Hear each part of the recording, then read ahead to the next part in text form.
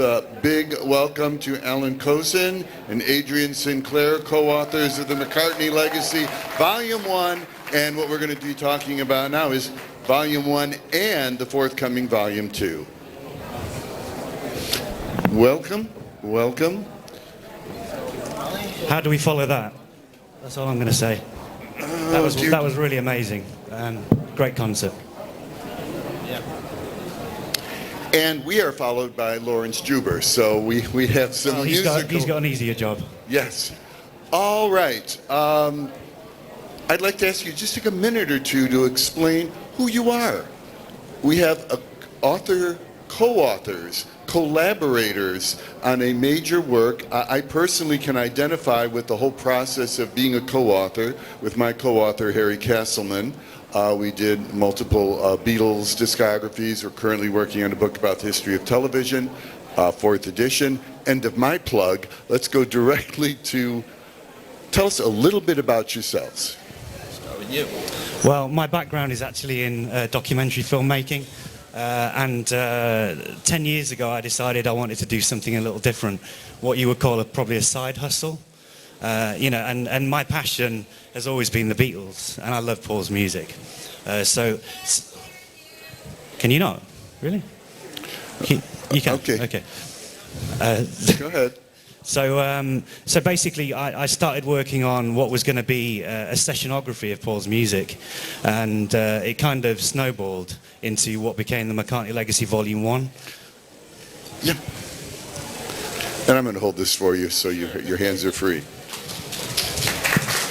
So the idea of this series originally, when I approached Alan to work on it, was that we didn't want to just write another Paul book. We wanted to write something definitive about his solo years. And like I said, it kicked off as a sessionography, and then it kind of developed from there. And really, Denny Sywell, the drummer who was originally in Wings, is to blame. We were writing the first book, and Denny said to me very casually at the end of one conversation over Skype, "Oh, my wife used to have these diaries that she kept when I was in Wings. Is that something you'd be interested in looking at?" And of course, as a researcher, my ears pricked up, and I thought, this is wonderful. So Denny basically went on to give us the entire inside story of Wings Mark 1, and we decided to take it to a publisher and make it into a full-blown biography of Paul's life beyond the Beatles, of which that is the first volume. So anyway, that's my background. You're on that side of the ocean. Alan, you're on this side of the ocean. And I was here living in New York. I was disguised as a mild-mannered music critic for a major metropolitan daily.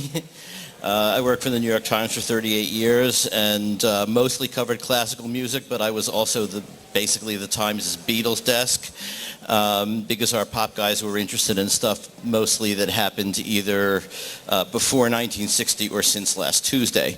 So I inherited the Beatles stuff because it was my passion too.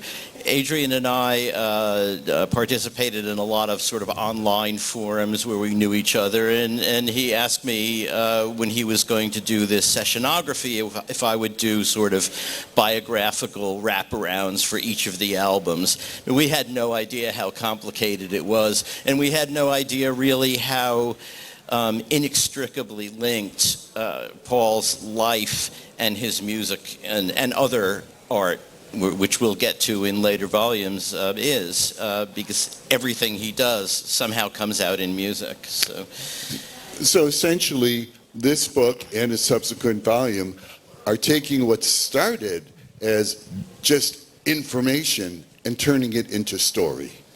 And so you collaborated as co-authors, but across the ocean? Yep. Thanks to WhatsApp.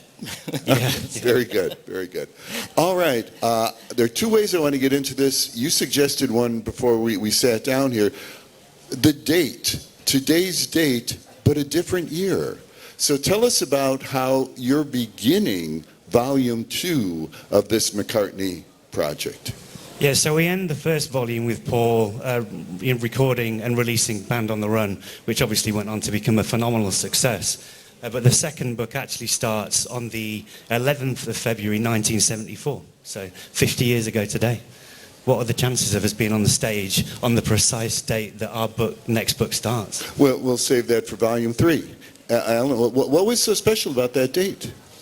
On February 11th, 1974, in New York, all of the lawyers representing each of the Beatles were negotiating the end of the Beatles partnership, which is, I'm sure you all remember, in 1970, end of 1970, Paul sued the others to get himself released from the Beatles partnership so that they could sort of untangle their financial resources and other things so that he could, all their royalties were going into Apple, for instance, including their solo royalties.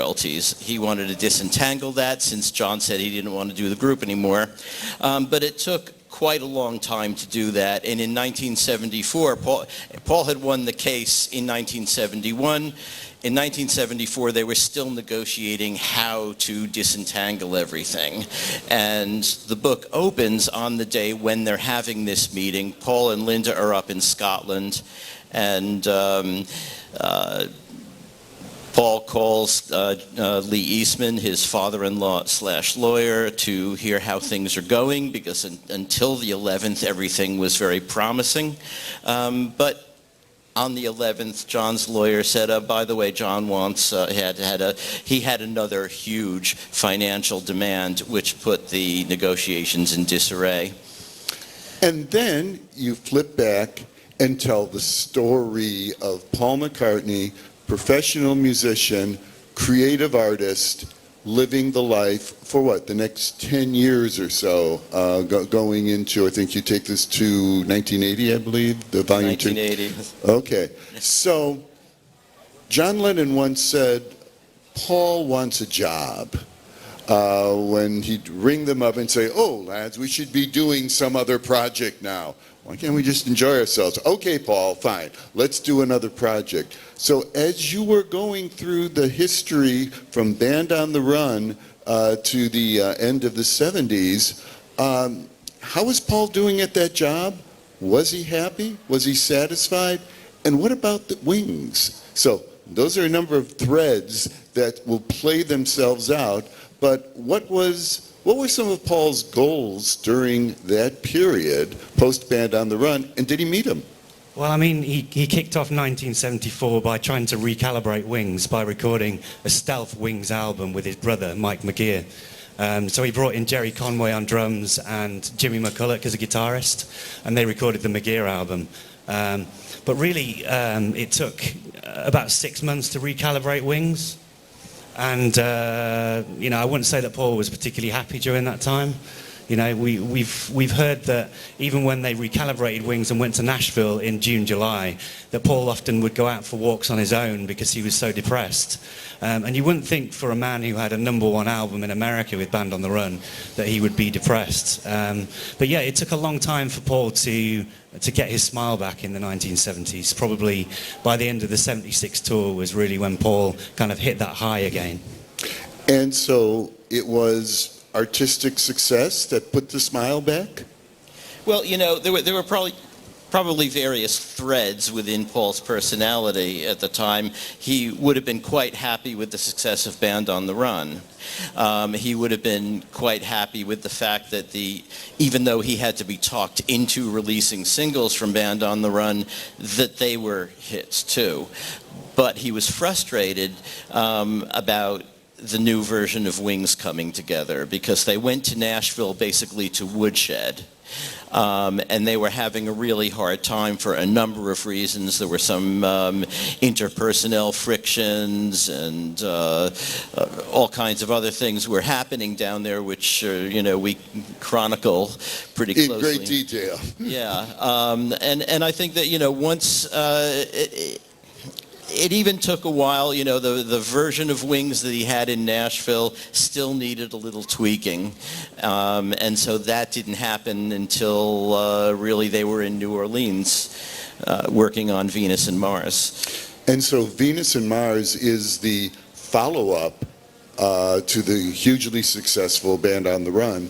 Venus and Mars is hugely successful, and actually in your next volume, if it started out as a sessionography idea that then is put in context with narrative, you've got a lot of sessions and you've got a lot of narrative.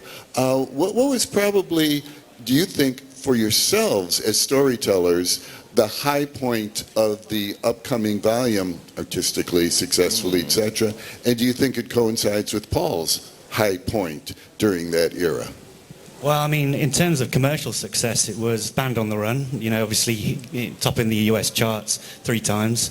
But then in England, also Mull of Kintyre, you know, became the greatest selling single of the 1970s, outstripping even, you know, every Beatles single Paul had ever made. Right, that was an incredible replacement statistic.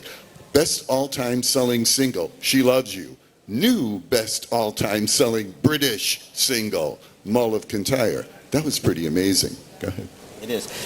His high points. I mean, there are so many high points in Volume 2, I've got to say. I mean, for me, as a, you know, close listener to Paul's work, I really think back to The Egg. You know, he finally, through all the stuff that we chronicle in Volume 2, he finally gets a band together with 2 young players who are both here and we're going to be interviewing in a little while, Lawrence Juber and Steve Holley, who were not only excellent players, and Lawrence is a classically trained guitarist, probably the only member of the Beatles or Wings who could actually write music, and also, they're young enough to have grown up influenced by the Beatles and are not going to argue with Paul about what the solo's going to be. It, in theory, was everything he wanted in a band. So whether he was happy or not, this is something we're on the shelf about and really needs to be resolved in Volume 3. But the album that they did, Back to the Egg, I think, although it doesn't get as much respect as it deserves, I think is really a high point in his discography. And we've gotten samples of that. There was some spontaneous applause. If you want to finish that, that's because I would concur. And listening to some of the tracks from Back to the Egg, yesterday's live concert performance, and I'm sure we'll hear a little bit more of that today. You say, yeah, that's a really good collection of songs, but part of the story of the McCartney legacy seems to be his looking to make Wings gel. You know, and after you've had a worldwide success with their Wings Over America era, you say, well, so that's the group, that's the gelling. But you've argued that the Back to the Egg has a different kind of more alive gelling, more interesting. Could you go into that a little bit more? You know, it was a very different kind of band in a way, even though it was a 5-piece band, same instrumentation. If you listen to the performances on, say, Wings Over America and some of the 1979 British tour performances, which I guess legitimately released, you can only get on the Kampuchea album, but there are theoretically lots of bootlegs out there of the entire tour.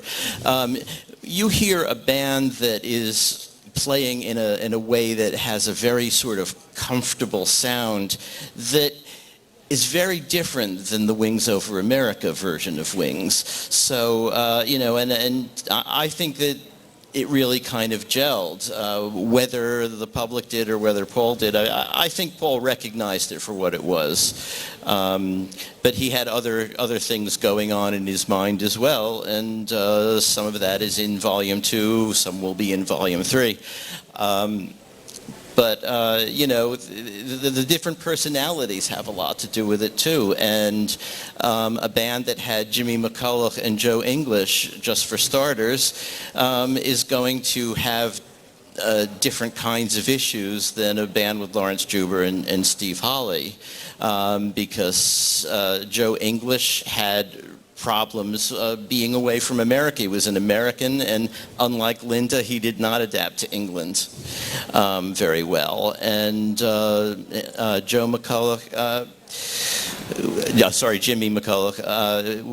had lots of other demons going on that caused a lot of problems in Wings, between him and other Wings members, between him and Paul, between him and Linda. And so that was a very volatile situation, you know, unlike what you had in the Back to the Egg era.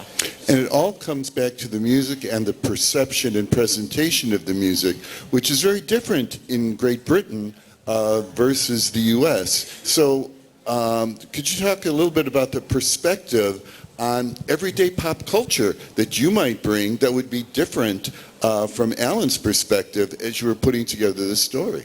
Well, I mean, we have continuous conversations about even tiny little details. Like before we delivered our manuscript, I did what was called the sort of de-Americanization pass. De-Americanization, all right. It's not that I'm trying to wipe the American culture out of the book. It's that Alan would refer to things like the kindergarten, whereas in England we call that a nursery school. So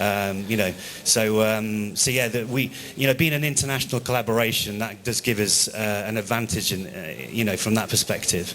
But that went across the board, I suppose, didn't it? Alan wrote a brilliant American perspective of Mull of Kintyre, which is that Americans didn't know what a mull was, they don't know what a Kintyre was, and they were thinking, what the hell are bagpipes doing on a Paul McCartney record?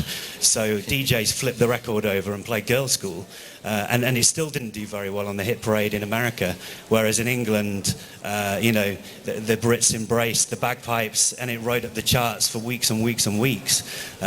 So yeah, I guess as an international collaboration, we kind of understand where both of our nations are coming from. You mentioned the McGear album. I'd like to backtrack for a second on that, because I've heard it described as a stealth Wings album. So could you talk a little bit about that? Well, it was a Stealth Wings album in the sense that the backup band is Paul, Linda, Denny, Jimmy McCulloch, and Jerry Conway, the only one who was never actually a Wing, but was invited to be a Wing during those sessions, and he had other plans. He had a previous commitment to, I think, Cat Stevens to tour, so he couldn't accept the invitation. But Jimmy did. Jimmy had worked with them previously, sort of towards the end of Volume 1. There were some sessions in Paris that Paul invited him to come to with Denny and Linda to work on some of Linda's things. Wide Prairie, for instance, came out way later, but that was one they worked on.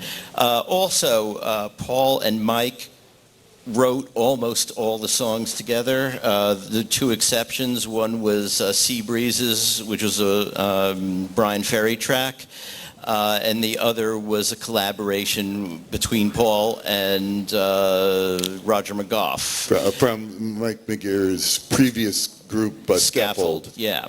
But, so we have Paul McCartney involved in every one of the songs but one as a writer. We have Wings as a backing group. We have Paul and Linda and Denny singing background vocals. So with the exception of the fact that Mike is the lead singer, it really is a Wings album. And it was not a big hit on either side of the ocean. Did that matter, or did it serve its purpose? Namely, let's try this out. Well, we found a bunch of documentation relating to the album between Warner executives, people like Mo Austin and Ron Cass in England. And really what that spelt out to us, and you'll see in Volume 2, was that album was really used as a vehicle to try and lure Paul away from EMI and Capitol when his deal expired with them. So really, the commercial success of that album, I don't think was ever a consideration for Warner.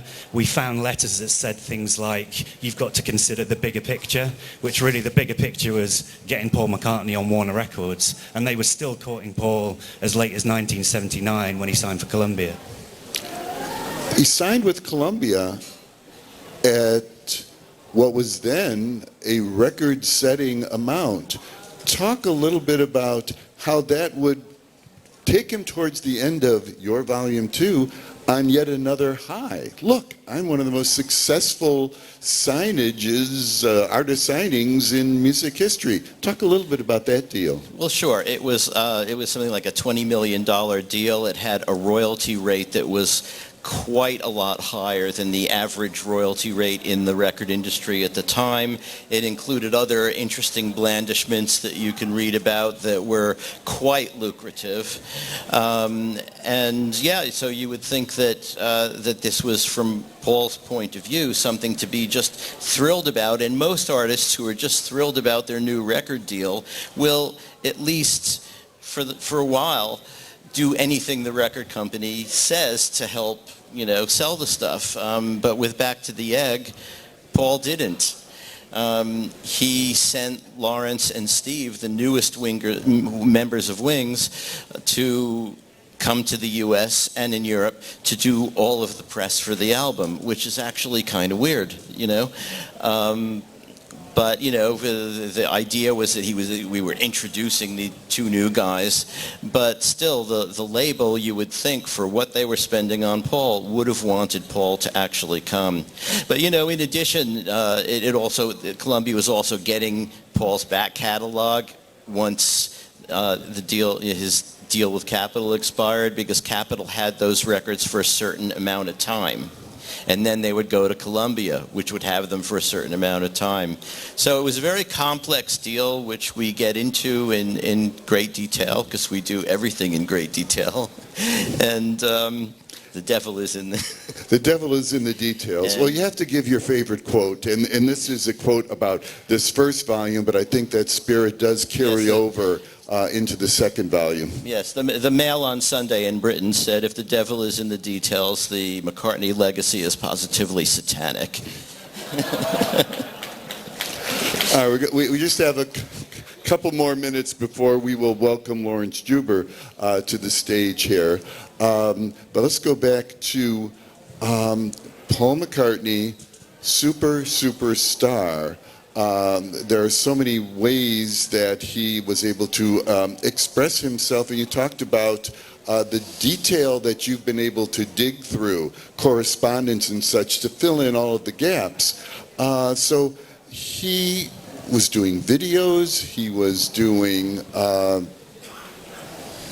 early videos, but most important, he was saying, this is my catalog, this is my story. It's now on a new home, a new label, goes with Columbia. So what was the Paul McCartney story that was being told as we were coming through, that is going to be in your volume 2? What is that story? A trajectory up here, a couple of bumps. I mean, you've got Wings Over America. You've got some of the highest highs you can imagine any artist having. Yeah, I suppose the first volume is more straightforward in that it was the end of the Beatles. Paul's at rock bottom. He slowly creeps back up and ends on a high. But the next book is a lot more nuanced, a lot more highs and lows for Paul. Creatively, personally, things that were happening with his family that we cover. People often ask why Wings recorded at Lim Castle down in Kent. Well, one of the main reasons was because they relocated to Paul's house, down south. So they needed somewhere to record that was closer to home. So we cover all facets of Paul's life and how, things that were happening to him at home were influencing his art. Like you said, one thing we realized quickly when we were working on this series is that you can't separate Paul's life from his art. Everything Paul does influences his work. So, even when Paul's on holiday, he's writing music. Like when the rest of us might be taking a vacation, Paul's looking at magazines and writing something like Magneto and Titanium Man when he's in Jamaica. I suppose the most difficult thing for us is the fact that Paul is just so restless and never stops. That's why there's just so much to cover, and so much information that we need to get in there. To go full circle, John Lennon says he wants a job. And apparently it turns out Paul has never stopped the pursuit of his professional and artistic life. Thank you for chronicling so much of it in Volume 1 with the red cover. Can you reveal what color the cover of Volume 2 will be? Blue. So we'll have the red volume and the blue volume, and I don't know where you take it for Volumes 3, 4, etc. Well, we'll do that when the time comes. A round of applause for two dedicated writers. Thank you for the stories that you're sharing, you found, and that we enjoy hearing from you. Next, we'll have Lawrence Jumer. This is yours. Thank you.